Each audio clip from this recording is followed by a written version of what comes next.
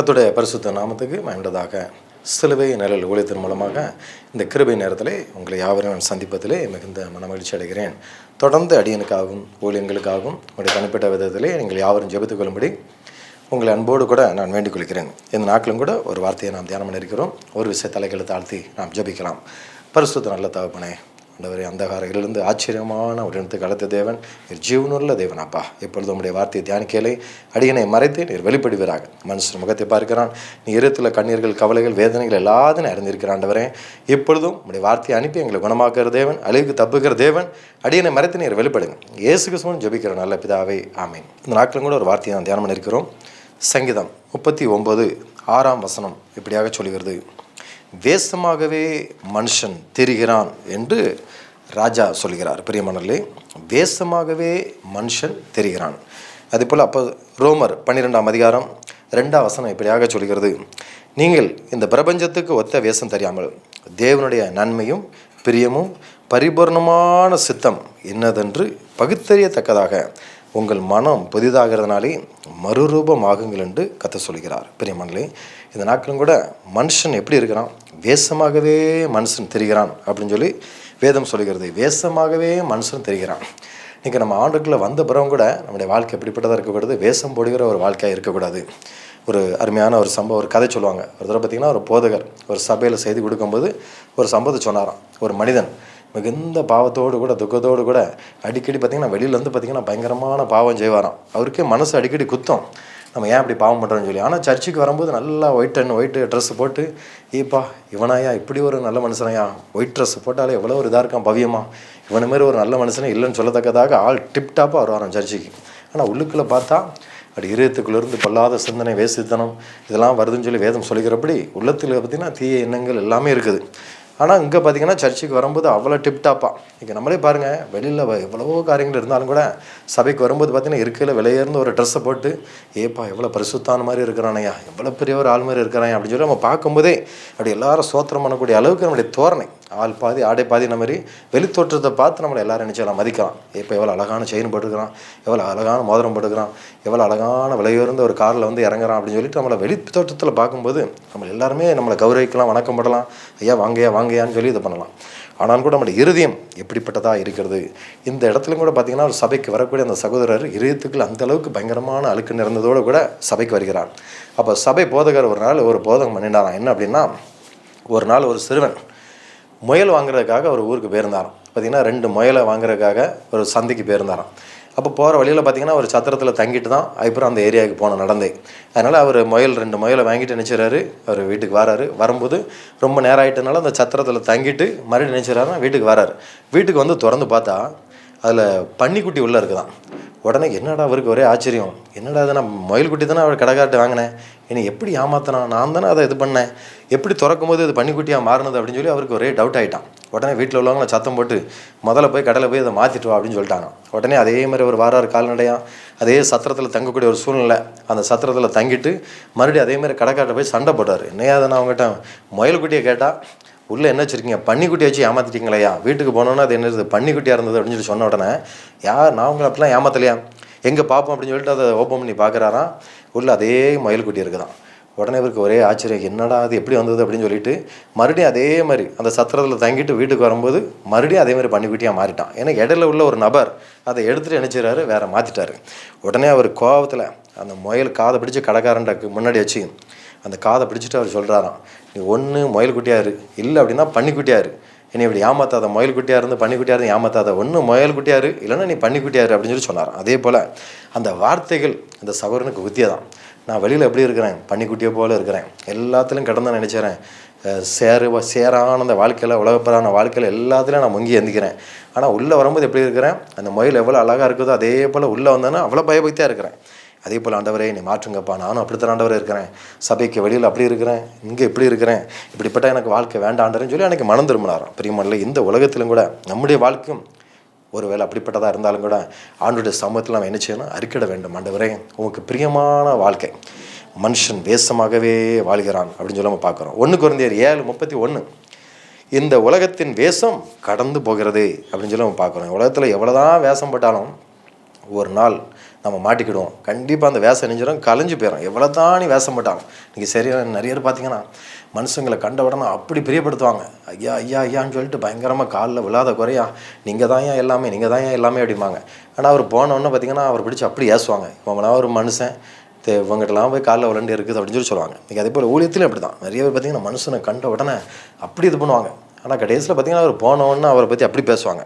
உலகத்துக்கு ஏற்ற அதான் வேதம் சொல்லுகிறது.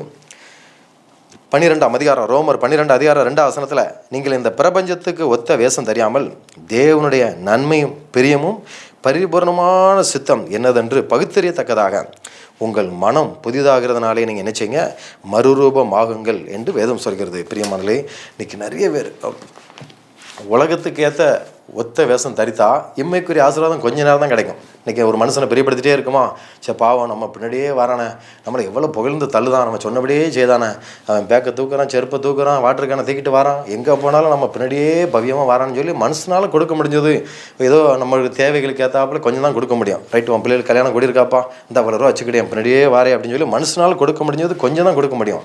ஆனால் இந்த உலகத்தோடு எல்லாமே அழிந்து போய்விடும். ஆனால் நித்தியமாக வாசம் பண்ணிக்கிறேன் அந்த பரலோக ராஜ்யத்துக்கு நம்ம பிரவேசிக்க வேணும்னா யாரை பிரியப்படுத்த வேண்டும்? மனுஷனை பிரியப்படுத்தக்கூடாது. ஆண்டவருக்கு பிரியமானது என்ன? அவரை நாம் பிரியப்படுத்தும் போது கர்த்தர் நம்மளை இம்மையில் மாத்திரமல்ல மறுமையிலும் கர்த்தர் நிச்சயமாக நம்மளை ஆசீர்வதிப்பார். இந்த நாட்களும் கூட பார்த்தீங்கன்னா 2 தீமோத்தேயு 3:5 தேவ பக்தியின் வேஷத்தை தரித்து அதன் பலனை மறுதலிக்கிறவராக இருப்பார்கள். இப்படிப்பட்டவர்களை விட்டு நீ என்ன செய்ய விலகு அப்படின்னு சொல்லி அப்போஸ்தலனாகிய பவுல் ஒரு அருமையான வார்த்தைகளை சொல்கிறார். அதே போல் இன்னைக்கு மனுஷன் ஒத்த வேஷம், உலகத்துக்கு ஏற்றாப்புல ஒத்த வேஷம் தரிக்கிறத நிறைய காரியங்கள் நம்ம பார்க்குறோம். அதே போல் வரங்களிலும் வேஷம். இன்றைக்கி நிறைய பேர் பார்த்தீங்கன்னா பேருக்கு பின்பதாக போட்டிருப்பாங்க, தீர்க்க தரிசனம் வரம் பெற்றவர் அப்படின்னு சொல்லி. சரி, உண்மையில் கடவுள் கொடுத்துருக்கலாம். நான் கூட நிறைய பேர் அப்படிலாம் போட்டிருக்காங்களே வரம் பெற்ற ஊழியக்காரர், நம்மளும் போய் அவங்ககிட்ட ஏதாவது ஜெபம் பண்ணணும் அப்படின்னு சொல்லி. ஏன்னா நம்ம ஊழியக்காரலாக இருந்தாலும் கூட சில வார்த்தைகள் ஆண்டவர் யார் மூலமாக நமக்கு உறுதிப்படுத்தினா நல்லாயிருக்கும். அதேமாதிரி நம்ம ஒரு வரம் பெற்றவரும் போட்டிருக்காங்களே, தீர்க்க தரிசனம் வரட்டுன்னு போட்டிருக்காங்கன்னு சொல்லி நானும் கூட ஒரு சிலர்லாம் கூட்டுட்டு கூட சில ஊழியக்காரர்களை பார்க்க போயிருக்கிறேன். ஏன்னா கெட் அவுட்டில் எல்லாத்துலேயும் வரம் பெற்றவர், இந்த வரம் பெற்றவர், அந்த வரம் பெற்றவர் போட்டிருக்கான்னு சொல்லி போய் பார்த்தா கடைசியில் அவங்க தலையில் கை வச்சுட்டு ஆசீர்வாதமாக இருப்பான்னு சொல்லி ஒரே வாரத்தில் அனுப்பிடுவாங்க. ஒரு தடவைலாம் ஒரு ஊழியக்காரரை நம்பி நானும் ஒருத்தரும் பயங்கர தீர்க்கதரிசி, அவரை போல் யாருமே கிடையாது அப்படின்னாங்க. உடனே நானும் ரொம்ப ஆச்சரியப்பட்டு அன்றைக்கி வேலையெல்லாம் ஒதுக்கிட்டு கடைசியில் நானும் ஒரு சகோதரரும் போகிறோம். அவரும் பயங்கர துக்கத்தோட அவர் ஒரு வார்த்தையாவது ஆண்டுடைய வார்த்தையை கரெக்டாக சொல்ல மாட்டாருன்னு சொல்லி போனால் அன்றைக்கி செய்தி கொடுத்தோன்னு சொல்லுதாரு, இன்றைக்கி ஆண்டவர் சொல்லிட்டாரு, யாருக்கு நீ தீர்க்கதரிசனம் சொல்ல வேண்டாம், தலையில் மட்டும் எல்லாத்துக்கும் நீ கை வச்சா போதும், அதுலேயே அவங்கள நான் ஆசிரியப்பேன்னு சொல்லிட்டாரு அப்படின்ட்டாங்க. பாருங்கள், திரளான கூட்டம். அவர் தீர்க்க தரிசனம் சொல்லுவார்னு சொல்லி நம்பி வந்திருந்தாங்க. இவர் தலையில் மட்டும் கை வச்சுட்டு எல்லாரும் போங்க போங்க போங்க அப்படின்ட்டார். பிரியமானலை, இந்த நாட்களும் கூட நிறைய பேர் பார்த்தீங்கன்னா வரங்களும் கூட அப்படி இருக்குது இப்படி இருக்குதுன்னு அப்படி பண்ண இப்படி பண்ண அப்படிங்கிறாங்க. ஆனால் எல்லாத்தையும் நடப்பிக்கிறவர் யார் தான்? ஆண்டவர் தான். நான் நட்டேன், அப்போல்லாம் நீர் பாய்ச்சினால் தேவனே விளை செய்கிறார். நடுகிறனால ஒன்றும் கிடையாது, நீர் பாய்ச்சினா ஒன்றும் கிடையாது, விளை செய்கிற தேவனாலே எல்லாமே ஆகும் அப்படின்னு சொல்லி நம்ம பார்க்கணும். எனவே பிரியமானலை, இந்த நாட்களும் கூட உலகத்துக்கு ஏற்ற ஒத்த வேஷம் நினைச்சக்கூடாது, நம்ம தரிக்கக்கூடாது என்று கர்த்தர் விரும்புகிறார். அன்றைக்கும் கூட பார்த்தீங்கன்னா வேதபாரகர் பரிசேயரை பார்த்து ஆண்டவர் சொல்கிறார், மாய்மாலக்காரரே என்று அழைத்தார், வெள்ளையெடுக்கப்பட்ட கல்லறைகள் என்று அழைத்தார். பாருங்கள், வெளியில் பார்த்தா வெள்ளையும் ஜோலமாக இருக்கிறீங்க, பல பலன்னு இருக்கிறீங்க அழகா, ஆனால் உள்ளே பார்த்தா எனக்கு இருக்குது எலும்பும் தோலமும் நாரிப்போன அந்த எலும்பு தானே இருக்குது. அதே போல தான் இந்த நாட்களுங்க நீ வேஷமாகவே தெரிகிறாய் அப்படின்னு சொல்லி நிறைய சொல்ல நம்ம பார்க்கணும். ஆண்டவர் ரட்சகரமாக இயேசு கிறிஸ்து கூட அன்றைக்கி ஆலயத்தில் பாருங்கள் எல்லாரும் அது வியாபார ஸ்தலமாக ஆகிட்டீங்களா அப்படின்னு சொல்லிட்டு சவுக்கு எடுத்து அடிக்கிறத நம்ம பார்க்கணும். இன்றைக்கி நிறைய இடங்களில் பார்த்தீங்கன்னா மனுஷனை பிரியப்படுத்துவதற்காக வியாபார ஸ்தலம் ஆகிட்டு எங்கே பார்த்தாலும் வியாபாரம் விடுறாங்க. சேலை விற்கிறதும் பிரியாணி விற்கிறதும் இன்றைக்கி நிறைய காரியங்கள் எங்கே பார்த்தாலும் அது விற்கிற இது விற்க. என்னடா அது ஆலயமா, ஆலயம் முடிஞ்சு வெள்ளராயிட்ட இன்னும் என்னடா கூட்டமாக இருக்குன்னு பார்த்தா எல்லாம் அதை விற்கிறாங்க இதை விற்கிறான்னு சொல்லி எங்கே பார்த்தாலும் வியாபார ஸ்தலம். எவ்வளோ ரூபா நான் சேர்த்துருக்கிறேன் அந்த ஊழியத்துக்காக, இதை விற்றதுனால இவ்வளோ ரூபா கிடச்சிது, அதை விற்றனால இவ்வளோ ரூபா கிடச்சிது. ஆண்டு பாருங்கள், ஒன்னொன்னையா விற்றா ஊழியத்துக்கு சேர்க்க சொன்னார். இன்றைக்கி ஆலயமே ஒரு பாருங்கள் வியாபார ஸ்தலத்தை போல் ஆண்டவர் அன்றைக்கி சொல்கிறார், சவுக்கு எடுத்துக்கொண்டு அடிக்கிறார், எல்லாத்தையும் வியாபார ஸ்தலமாகிட்டீங்களா அப்படிங்கிறார். அதே போல் இன்றைக்கி நிறைய இடங்களில் பார்த்தீங்கன்னா சமீபத்தில் கூட பார்த்தீங்கன்னா யாரோ ஒருத்தர் இவ்வளோ ரூபா நீங்கள் எல்லாரும் பிரித்து கொடுத்தா தான் உங்களுக்கு அடுத்த ப்ரொமோஷன் கிடைக்கும் அப்படின்னு சொல்லியிருக்கிறாங்க. மேலிடத்தில் உள்ள ஆஃபீஸர் அந்த அவங்கள உங்களுக்கு உடனே இவங்களும் நம்ம எப்படியாவது மேலிடத்தில் நல்ல பேர் வாங்கணுமே, நம்ம வேலையை தக்க வைக்கணுங்கிறதுக்காக கடைசியில் நீ சேலை விற்பியோ என்னத்தை விற்பியோ தெரியாது, எங்களுக்கு தேவை இவ்வளோ பணத்தை கொண்டு வந்துடணும் அப்படின்னு. உடனே அதேமாதிரி பார்த்திங்கன்னா எல்லோரும் சேலையை வைக்க ஆரம்பிச்சிட்டாங்க. 100 ரூபா சேலை 500 ரூபா. கர்த்தருடைய ஆசீர்வாதம் உங்களுக்கு உண்டாகும். அதே போல் இன்றைக்கி ஏலத்தட்டு, இதை நீங்கள் எடுத்திங்கன்னா உங்கள் வீட்டுக்கே ஒரு பெரிய ஆசீர்வாதம் உண்டாயிரும். இதை வாங்கிட்டு போங்க இதை வாங்கிட்டு போங்க அப்படின்னு சொல்லிட்டு இன்றைக்கி பாருங்கள் கூவி கூவி விற்கிற ஒரு வியாபார ஸ்தலத்தை போல் ஆகிவிட்டது. மனுஷனுக்கு ஏற்ற ஒத்த வேஷம் நினைச்சக்கூடாது, தரிக்கக்கூடாது. உபவாசம் இருக்கும்போது அப்படி தான், நான் உபவாசம் இருக்கிறேன் அப்படின்னு சொல்லிட்டு அவன் நினைச்சக்கூடாதான், தார தப்பட்டு அடிக்கக்கூடாதான். நீ யாருக்கும் தெரியாதபடி என்ன செய்ய, அந்த ரங்கத்தில் உன் பிதாவை நோக்கி நீ ஜெபம் பண்ணு அப்படின்னு சொல்லிக்கிறார். அதே போல் மாயக்காரரே உங்களுக்கு ஐயோ அப்படின்னு சொல்லி ஆண்டவர் அடிக்கடி சொல்கிறத நம்ம பார்க்குறோம். பிரியமானவர்களே, இதெல்லாம் எதுக்காகனா இந்த காலத்தில் நம்ம உண்மை உத்தமமாய் ஆண்டவருக்கு பிரியமாய் நம்ம நடக்க வேண்டும். எந்த மனுஷங்க நமக்கு எது பண்ணாலும் சரி கர்த்தருக்கு பிரியமாய் நம்ம நடக்க வேண்டும் என்று சொல்லி அநேக காரியங்களை கர்த்தர் முன்மாதிரியாக வைத்திருக்கிறார். உன் உபவாசம் வெளியில் தெரியக்கூடாது, உன் தான தர்மங்கள் வெளியில் தெரியக்கூடாது, வலது கை செய்கிறது இடது கைக்கு தெரியக்கூடாது, நிறைய காரியங்கள் விளம்பரம் பண்ணாத, இப்படிலாம் பண்ணாத அப்படின்னு சொல்லி ஆண்டவர் நிறைய காரியங்கள் சொல்கிறத நம்ம பார்க்குறோம். எனவே உலகத்துக்கு ஏற்ற ஒத்த வேஷம் நீ தெரியாது என்று கர்த்தர் சொல்கிறார். பிரியமானவர்களே, இன்றைக்கி நம்முடைய வாழ்க்கையை நம்ம அலசி ஆராய்ந்து பார்ப்போம். மனுஷன் வேஷமாகவே தெரிகிறான். நம்மளும் அப்படிப்பட்ட வாழ்க்கை வாழக்கூடாது. இந்த புதிய ஆண்டிலும் கூட ஆண்டவரே உனக்கு பிரியமாக வாழணுமப்பா. மனுஷனை பிரியப்படுத்தினா அவனால் முடிஞ்ச அளவுக்கு தான் பணத்தை கொடுப்பான், பொருளை கொடுத்தான், வீட்டை கொடுப்பான். ஆனால் ஆண்டவர் கொடுத்தாருன்னா வானத்தின் பலகணிகளை திறந்து இடங்களாமல் போக மாட்டேன். என் பிள்ளை எனக்கு உண்பதாக உண்மையாக இருக்கிறான், உத்தமமாக இருக்கிறான், அவனை நிச்சயமாக உயர்த்தணும், ஆசீர்வதிக்குன்னு சொல்லி ஒரு உலகப்பிரகாரம் மனுஷனே நமக்கு அவ்வளோ செய்யும்போது கர்த்தர் அதை காட்டில் நம்மளை பல மடங்கு ஆசீர்வதித்தார். இம்மையிலும் நம்மளை ஆசீர்வதிப்பார், மறுமையிலும் நம்மளை கர்த்தர் ஆசீர்வதிப்பார். எனக்கு தெரிஞ்ச ஒரு சகோதரர் பார்த்தீங்கன்னா எப்பொழுதும் பார்த்தீங்கன்னா மனுஷனே பிரியப்படுத்துவார். எனக்கு ரொம்ப கஷ்டமாக தெரியும். ஆரம்பத்தில் அவர் என்கிட்ட அடிக்கடி சொல்லுவார், எனக்கு கொடுத்துருக்கிற தரிசனம் இந்த மாதிரி பிரதர், இப்படி தான் ஊழியம் அப்படின்னு சொல்லுவார். பரல பிரதர் அதே மாதிரியே நீங்கள் செய்யுங்க அப்படிமே. அதுக்காக தான் கடவுள் எனக்கு ஒரு வீட்டை கொடுத்துருக்கிறாரு, இந்த ரூமில் ஹாலெல்லாம் கொடுத்துருக்காரு அப்படிம்பாரு. ரொம்ப சந்தோஷம் பிரதர், நீங்கள் செய்யுங்க, நானும் உங்களுக்கு சப்போர்ட் பண்ணுறேன் அப்படிமே. ஆனால் கடைசியாக பார்த்தீங்கன்னா திடீர்னு ஒரு இடத்துல சர்ச்சில் ஒரு ஊழியத்துக்கு கூப்பிட்ட உடனே அது நல்ல சம்பளம், உங்களுக்கு மாதம் இவ்வளோ ரூபா சம்பளம் அப்படின்னோடனே எல்லாத்தையும் தூக்கி போட்டுட்டு உடனே அங்கே போயிட்டார். உடனே நான் கேட்டேன், என்ன பிரதர் அழைப்பே எனக்கு அதுன்னு சொன்னீங்க, ஆனால் இன்றைக்கி பார்த்தீங்கன்னா அங்கே வந்து இருக்கீங்க அப்படின்னு சொல்லும்போது, நீங்கள் பேச்சுலராக இருக்கீங்க பிரதர், கல்யாணம் ஆகாதனால நீங்கள் எப்படி சொல்கிறீங்க, கல்யாணம் ஆகணும் தான் தெரியும், மனைவி ஒன்று கேட்பா, பிள்ளைங்க ஒன்று கேட்பா, அதனால் இந்த உலகத்துக்கு ஏற்றாப்புல நம்ம என்ன செய்யணும், வாழ்ந்தால் தான் முடியும், இல்லைன்னா முடியாது. ஆண்டவர் மட்டும் பிரியப்படுத்திட்டு நம்ம வாழ்ந்துட்டு இருந்தால் நம்ம என்றைக்கு உயர்த்த போகிறார் ஆண்டவர், பணம் காசு கிடைக்கணும்ல பிரதர். அதனால் இப்போ அந்த சர்ச்சில் வந்துட்டேன், 4 பேர் 5 பேர் நல்ல பெரிய பணக்காரங்க ஒரு சிலரை பார்த்தோம்னா நமக்கு தேவைகள் சந்திக்கப்பட்டுரும். அது போக மாத சம்பளமும் நமக்கு கொடுக்குறாங்க, அதனால் பிரச்சனை இல்லாமல் போது இதான் எனக்கு நல்லா இருக்குது அப்படின்னாரு. அடிக்கடி அவரை பார்க்க நேரம் நான் சொல்லுவேன், பிரதர் உங்கள் அழைக்கப்பட்ட அழைப்பில் நினச்சிங்க இருங்க, ரொம்ப கவனமாக இருங்க அப்படிமே. இல்லை பிரதர் நீ சொல்லிட்டு பேர் வைப்பா, நீ கல்யாணம் ஆகாத பையன், உனக்கும் கல்யாணம் முடிச்சா தான் தெரியும், நான் அதனால் இன்றைக்கி மனுஷங்களை நம்பி இருக்கிறதுனால எவ்வளோ ரூபா எனக்கு கிடைக்க தெரியுமா அப்படின்னாரு. ஆனால் கடைசியில் பார்த்தீங்கன்னா ஒரு நாள் அந்த சபையை விட்டே அவர் வெளியே போகக்கூடிய ஒரு சூழ்நிலை வந்தது. கடைசியில் ஊழியமே இல்லாமல் ரொம்ப கஷ்டப்பட்டார். அப்புறம் சொன்னார், மரண தருவாயில் இருக்கும்போது சொன்னார், நான் உங்கள் கூட ஒழித்துக்கு வரணும்னு நினைக்கிறேன் தம்பி, எனக்கு மட்டும் நல்ல சுகப்பலன்னு கிடச்சிட்டுனா நான் உங்கள் கூடவே ஒழித்துக்கு வந்துடலாம்னு நினைக்கிறேன் அப்படிம்பார். ஆனால் அது இருக்கிற வரைக்கும் நான் அவ்வளோ கஷ்டப்படுறேன் எனக்கு உதவி செய்யுன்னு சொல்லி ஒவ்வொரு மனுஷங்கிட்டையாக போய் கெஞ்சுவார். எனக்கு அதை பார்க்கும்போதே ரொம்ப கஷ்டமாக இருக்கும். பிரியமன்லே, இந்த நாட்களோட ஏன் சொல்கிறேன் அப்படின்னா, நம்ம மனுஷங்கிட்ட ஜப குறிப்பு கொடுக்க வேண்டியதான், ஒரு பாரத்தை ஒரு சுமக்க வேண்டியதான், ஜபிக்க வேண்டியதான். ஆனால் 100க்கு 100 நம்ம நம்பிக்கை யார் மேலே மட்டும் தான் இருக்கணும், ஆண்டு மேலேயே இருக்கணும். உலகத்துக்கு ஒத்த வேஷம் தரிக்கக்கூடாது. அவன் கூப்பிட்டான் வளர்வா தாரான், இவன் கூப்பிட்டு அவங்க கூட போனால் நமக்கு வளர்வா கிடைக்கும், எனக்கு வீட்டுக்கு வேண்டிய எல்லாத்தையும் அவன் தாரன் இருக்கிறான், அவன் முன்னாடி போனோம் இவன் முன்னாடி போகணும்னு சொல்லி நம்ம யாருக்கும் நம்ம அடிமையாக அல்ல, கர்த்தருக்கு மாத்திரமே நம்ம அடிமையாக இருக்க வேண்டும், அவருக்கே பிரியமாக நடக்க வேண்டும். நீங்கள் நிறைய பேர் எங்கள் போதைகள் சொல்லிட்டாரு, அவர் இந்த இடத்த விட்டு நீ எங்கேயும் போகக்கூடாதுன்னு சொல்லிட்டாரு. ஒரு சகோதரிக்கெலாம் எனக்கு தெரிஞ்ச ஒரு சகோதரிக்கு நல்ல அலைன்ஸ்லாம் நிறைய வரும். ஆனால் அவங்க போதகர்கிட்ட போய் கேட்பாங்க, உடனே அவங்க அதெல்லாம் கிடையாது ஆண்டு காமிக்கலை அப்படின்னு சொல்லுவாங்க. உடனே அவங்க சொல்கிறபடியே அது வேண்டான்றுவாங்க. நல்ல திருமண காரியங்கள்லாம் கூடி வரும்.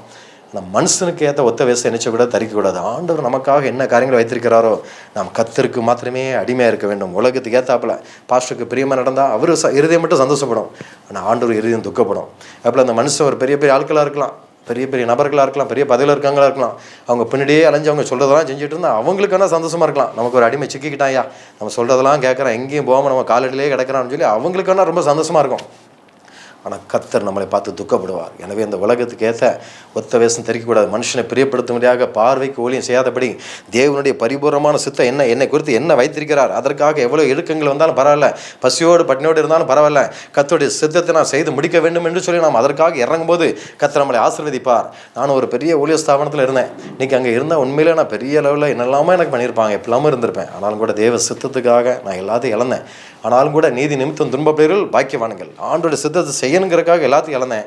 ஆனால் கர்த்தருடைய வாழ்க்கையில் அன்னன்னைக்கு எலியாவை காகத்து கொண்டு போஷித்தது போல ஒவ்வொரு நாளும் அற்புதமாய் ஆச்சரியமாய் ஒவ்வொரு நாளும் மன திருப்தியை கர்த்தர் கொடுக்கிறார். அதே ஆண்டவர் இன்றைக்கும் உங்களுடைய வாழ்க்கையில் பெரிய காரியங்கள் செய்வார். எனவே மனுஷனுக்கு பார்வைக்கு விரும்பலாம் நீங்கள் ஊழியம் செய்யாமல் தேவனுடைய சித்தம் என்னதென்று அவருக்கு பிரியமாய் வாழ கற்றுக்கொள்ளுங்கள். கர்த்தர் உங்களை ஆசீர்வதிப்பார். ஒரு சில தலைகளை தாழ்த்தி நாம் ஜெபிக்கலாம். வருஷத்து நல்ல தகப்பனே, இந்த அருமையான நாளும் கூட கேட்ட சத்தியத்தின்படி வேஷமாக நாங்கள் வாழக்கூடாதப்பா, மனுஷனுக்கு பிரியமாக வாழாதபடி உமக்கு பிரியமாக நம்முடைய சித்தத்தை சேர்த்தக்கதாக எங்களுடைய இருதயத்தை நீர் பக்குவப்படுத்துங்க. உமக்கு மாத்திரம் நாங்கள் அடிமையாக இருக்க உதவி செய்யுங்க. இயேசு கிறிஸ்துவின் ஜெபிக்கிற நல்ல பிதாவே, ஆமீன். கர்த்தர் தாமே உங்கள் ஒவ்வொருவரையும் ஆசீர்வதிப்பாராக. ஆமீன்.